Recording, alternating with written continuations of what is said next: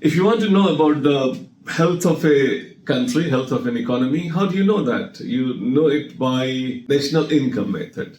So national income, I would say, is one indicator through which you get to know as to what is the size of economy, what is the economic well-being, how the economy is performing, and then what is the condition in which the economy is existing at the moment. Normally, we take a financial year to measure the health of economy. And this is where we take the monetary value of it. And of course, you have to use some unit. So monetary value is what we use it. And then for the health of the economy, we take up all the goods and services that are produced in the country, all goods, all services,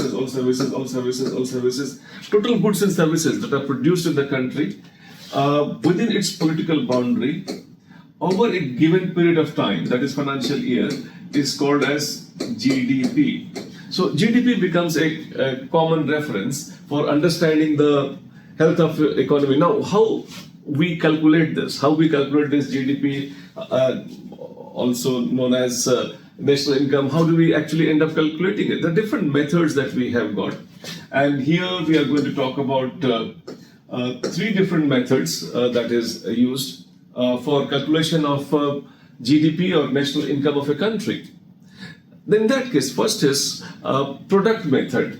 If we talk about product method, basically it is where the value addition that takes place at different stages in the economy is accounted for. So how much is the value addition that is happening at different stages of production?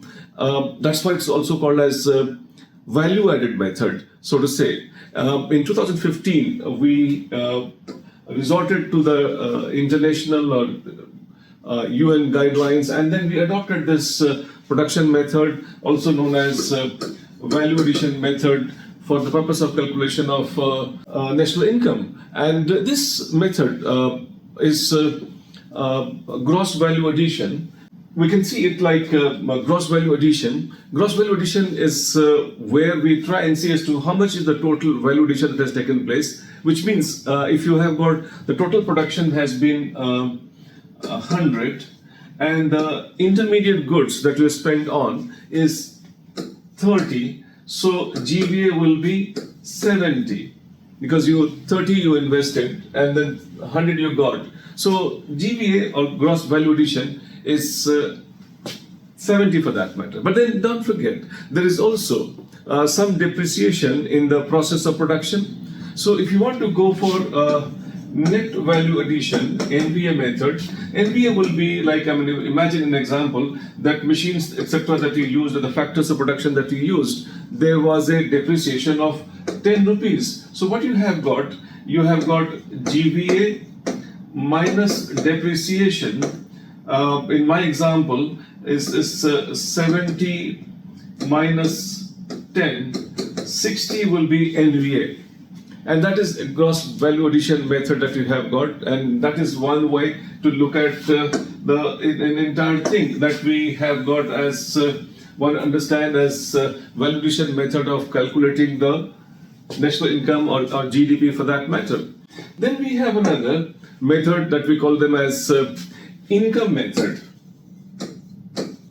In income method, one would like to see that how much those income has accrued to different participants in the production process that we have got, how much wages were earned, how much of salaries were paid, and how much those profit were made in that process. So firms, individuals, here we in GDP calculation we include government also, the private also, all of them, and then how much the profit and the services, rent and salaries, etc. has been generated. That goes on counting together, and that becomes a form of GDP through the national income calculated on the basis of income method. The third is expenditure method. Expenditure method, as the term itself explains, here we trying to see that how much of expenditure is incurred in the total process of production that the country has got. And then all the expenditures for a definite period of time, that is financial year, is calculated together, and that becomes expenditure method. And this is like expenditure of individual that they have got made on those consumption expenditure the individuals have made, they will be counted. Also, it will also include investment by firms, how much investment that they have made in this regard. So not only in household and individuals, but also the firms are counted. It doesn't stop there. Also, government spending. Government, as they are spending money, and then I think both kind of expenditure of the government, that is expenditure on the consumption. Government is also one of the biggest consumers, the consumption, and also expenditure in terms of investment is made. So government expenditure of both types, that is investment expenditure and consumption expenditure, both are counted. And also it takes net export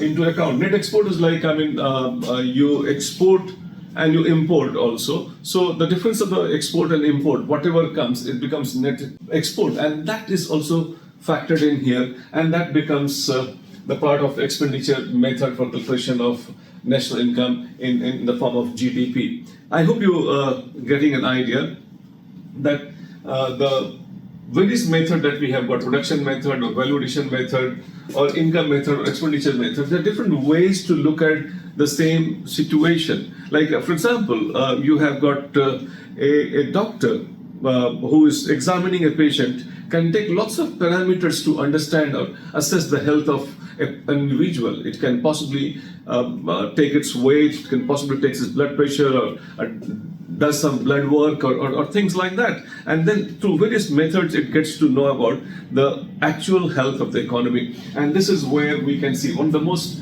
I would say, the broad and the generic in nature is the method of GDP to know the national income and calculation thereof in a financial year.